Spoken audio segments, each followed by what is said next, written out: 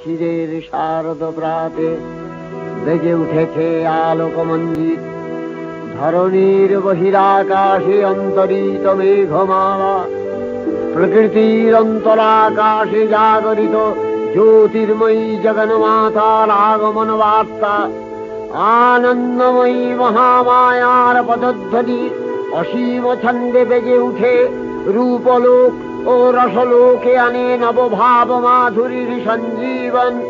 তাই আনন্দিতা শ্যামলী মাতৃকার চিন্ময়ীকে মৃন্ময়ীতে আবাহন।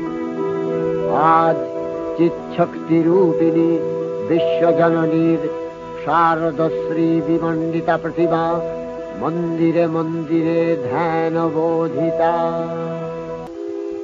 মহামায়া সনাতনী শক্তিরূপা গুণময়ী, তিনি এক তবু প্রকাশ